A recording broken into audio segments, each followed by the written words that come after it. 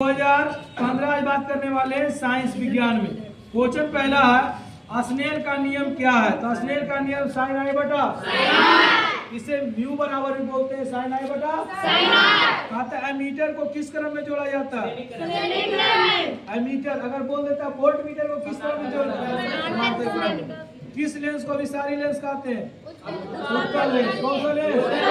किस लेंस को अभिसारी लेंस कहते हैं? लेकिन पूछे किस दर्पण को अभिसारी दर्पण कहते हैं? उत्तल दर्पण। कैसा कौन सा दर्पण? कहता है विद्युत हीटर विद्युत धारा के किस प्रभाव पर कार्य करता है? उष्मीय प्रभाव पर। किस पर कार्य करता है?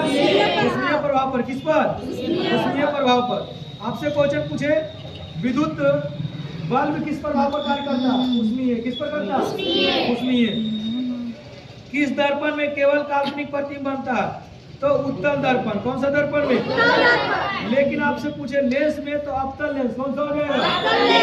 आता है कि अवतल दर्पण का तो उपयोग तो दाढ़ी बनाने में, हेडलाइट के रूप में, हेडलाइट के रूप में, या आप बोल सकते हैं कि सोलर सेल में, सोलर प्लेट जो होता है ना, उसमें भी कौन सा दर्पण का उपयोग किया जाता है?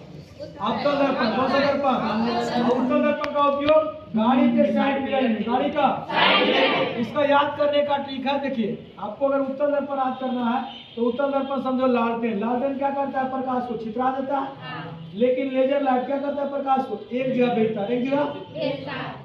तो इसका अवतल दर्पण का काम है कोई भी अगर छोटा होगा तो उसको क्या दिखाएगा? बड़ा। क्या दिखाएगा?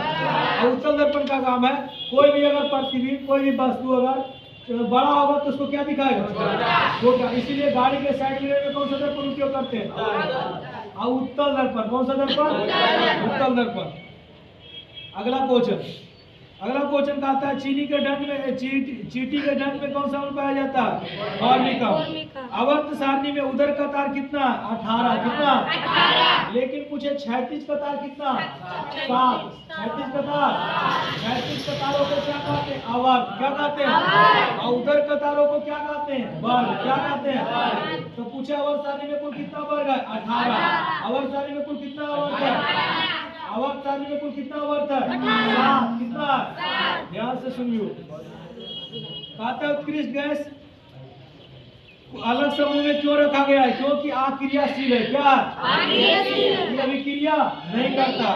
अगला क्वेश्चन है कि पौधों में जल का परिवहन कौन करता है? जाइलम। कौन करता है? जाइलम। लेकिन पौधों में खाद्य पदार्थ का परिवहन कौन करता है?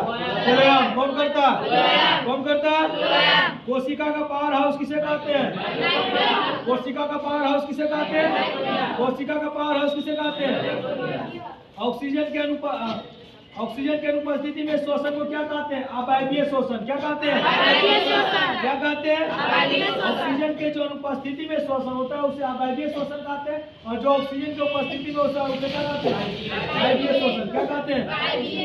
अगला क्वेश्चन है गंगा सफाई योजना कब आरंभ हुआ? 1980। आयोडीन की कमी से कौन सा रोग होता है?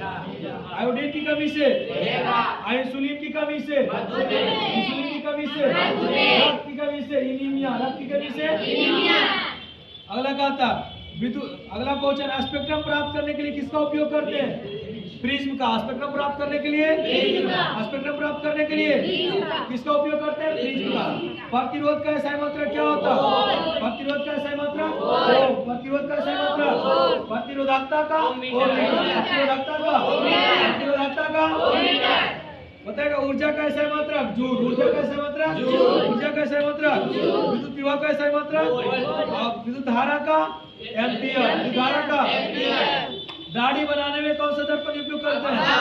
दाढ़ी बनाने में किस उपकरण में धन और ऋण चिन्ह नहीं होता? तो एमीटर क्या होता है? एमीटर में, वोल्ट मीटर में, विद्युत सेल में, किसमें नहीं होता? कुंडली में। किसमें नहीं होता? अलग आता नीलत होता है या तूतिया का रासायनिक सूत्र क्या? CaSO4 5H 2O। निम्नलिखित में से कौन सा अम्ल है? लवण है। HCl क्या अम्ल है? NaOH क्या भस्म है?